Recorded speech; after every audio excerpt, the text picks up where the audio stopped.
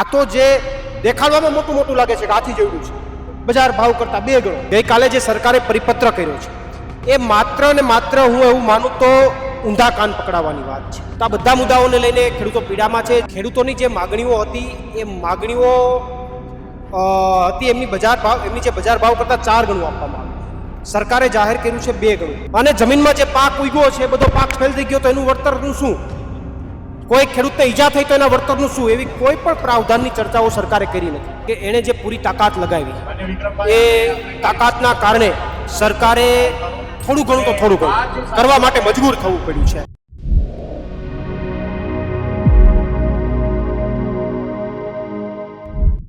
નમસ્કાર, આપની સાથે હું છું ભાગ્યશ્રી પટેલ. અત્યારે અમે ગાંધીનગરમાં છીએ.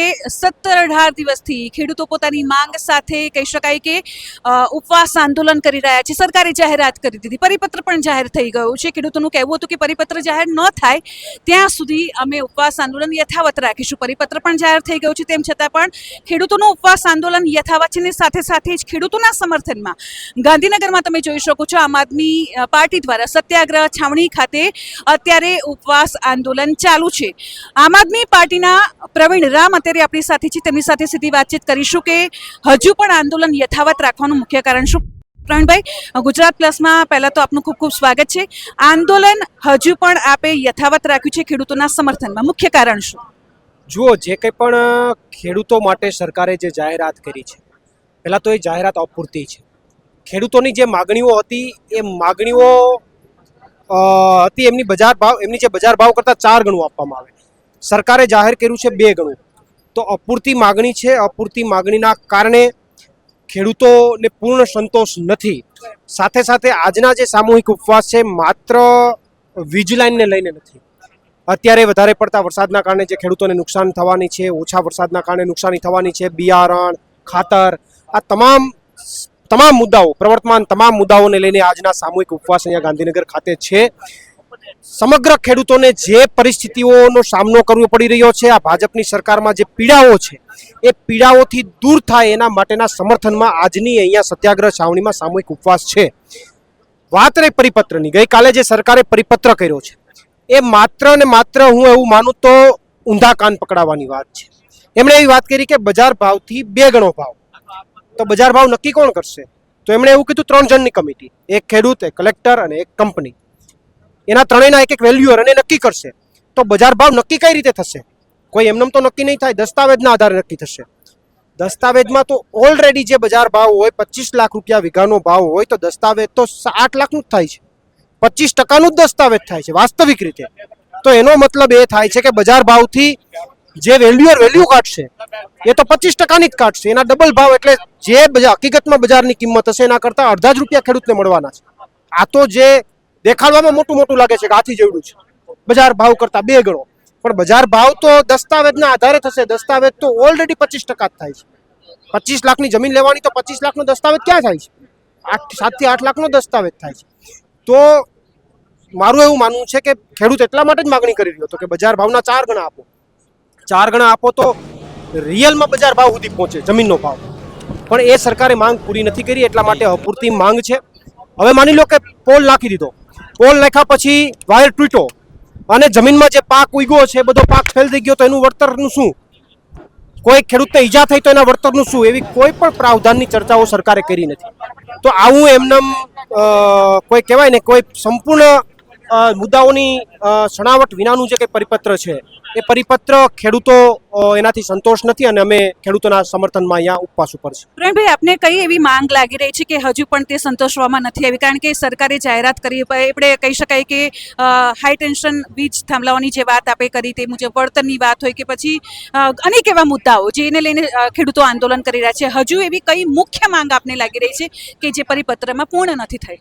જુઓ, પહેલાં તો પરિપત્રની અંદર બજાર ભાવ કરતાં 4 ગણા ભાવની વાત હોવી જોઈએ, એ પરિપૂર્ણ નથી થઈ. 2 ગણા ભાવની વાત કરી છે. સાથે સાથે પોલ લાગશે, ભવિષ્યમાં ક્યાંય પણ એ વાયર તૂટ્યો અને આગ લાગી તો પાકનું શું? કોઈ પણ પોલ તૂટ્યો અને કોઈ વ્યક્તિનું મૃત્યુ થયું, કોઈ ખેડૂતનું મૃત્યુ થયું તો એના માટે શું? કોઈ અંદર ખરાબી આવી અને માની લો કે આ વીજ કંપનીઓ ત્યારે મોટું વાહન અંદર લઈ જાય રિપેર કરવા માટે, તો ત્યારે ઊભો પાક થયો હોય અને નુકસાની થાય તો એના વળતરનું શું? જૂના પોલ જેના નાખી દીધા જૂના ભાવના એના વળતરનું શું? આ એકેય મુદ્દાઓનો અંદર પરિપત્રની અંદર ઉલ્લેખ નથી. ઓકે, પરિપત્રની અંદર ઉલ્લેખ નથી, આપનું કેવું એવું છે. તો હવે પછી તમે શું કરશો ખેડૂતો માટે? અમારી લડાઈ ચાલુ રહેશે. આજે જે સામૂહિક ઉપવાસ જે છે એ પણ આ મુદ્દાઓને લઈને સામૂહિક ઉપવાસ અમારા છે. આવનારા દિવસોમાં પણ ખેડૂતો સાથે ચર્ચા કરીને ખેડૂતો જ્યાં જ્યાં કહેશે ત્યાં આમ આદમી પાર્ટીના તમામ નેતાઓ ઊભા રહેશે, લડાઈ ચાલુ રાખશે. અને અન્ય મુદ્દાઓ જે ભવિષ્યની અંદર અત્યારે વધારે વરસાદથી થવાના છે, ઓછા વરસાદથી થવાના છે, બિયારણ, ખાતર, આ તમામ મુદ્દાઓથી જે પ્રશ્નો થવાના છે એ પ્રશ્નો માટે અમે લડતા રહીશું. બિલકુલ. અને પ્રવીણભાઈ, આપને લાગી રહ્યું છે કે ખેડૂતોનો જે અવાજ છે એ અવાજ સરકાર સુધી પહોંચી રહ્યો છે એવું લાગી રહ્યું છે ખરા? કારણ કે તમે જેમ કહી રહ્યા છો કે પરિપત્રમાં આટલી માંગો સ્વીકારવામાં નથી આવી, વળતર પૂરતું નથી, વગેરે વગેરે ઘણી બધી આપે વાત કરી. તો આપને લાગી રહ્યું છે કે સરકાર સુધી હવે કહી શકાય કે જે અવાજ પહોંચવો જોઈએ તે પહોંચવો નથી, એમાં કંઈક કચાશ રહી ગઈ હોય? જો પહેલા તો ગુજરાતના ખેડૂતોને અભિનંદન પાઠવું છું કે એણે જે પૂરી તાકાત લગાવી એ તાકાતના કારણે સરકારે થોડું ઘણું કરવા માટે મજબૂર થવું પડ્યું છે. અને એના માટે હું ગુજરાતના ખેડૂતોને અભિનંદન પાઠવું છું. અને હજુ પણ જો ગુજરાતના ખેડૂતો આ જ યુનિટી અને આ તાકાતથી લડાઈ લડતા રહે તો હું માનું છું કે ખેડૂતોની ઘણી બધી માંગો જે છે પૂર્ણ થાય. પણ ક્યાંક ખેડૂત બંટાઈ જાય, ક્યાંક ખેડૂત ફંટાઈ જાય, ક્યાંક સમાજવાળી વાતમાં જતા રહે. જ્યારે ચૂંટણીઓ આવે ત્યારે મતદાનમાં સમાજને મતદાન કરવામાં બધું મુદ્દાઓ ભૂલી જાય. તો હું ગુજરાતના ખેડૂતોને કહેવા માંગુ છું કે તમારી તાકાત બહુ મોટી છે. આવનારા દિવસોમાં જો ખેડૂત પૂરી તાકાતથી લડાઈ લડે તો અમે સંપૂર્ણ સમર્થન આપવા માટે તૈયાર છે. અને પૂરી તાકાતથી લડાઈ લડે તો 100% સરકારે સાંભળવું પડે. બિલકુલ. ખેડૂતો સાથે પણ આપની વાતચીત થઈ હશે પરિપત્ર જાહેર થયા પછી. ખેડૂતો શું કહી રહ્યા છે? ખેડૂતોનું કહેવાનું આજ છે કે પ્રવીણભાઈ, અમે 4 ગણા ભાવ એટલા માટે માંગ્યા કે રિયલ ભાવ માર્કેટ ભાવથી દસ્તાવેજ 25% જ થાય છે. તો 4 ગણા માંગીએ ત્યારે માંડ બેજાર કિંમત સુધી પહોંચીએ છીએ. તો 2 ગણામાં તો અમારે પાછું એને જ રહ્યો, અમારી જમીનની કિંમત કરતાં અડધી કિંમત અમને મળશે.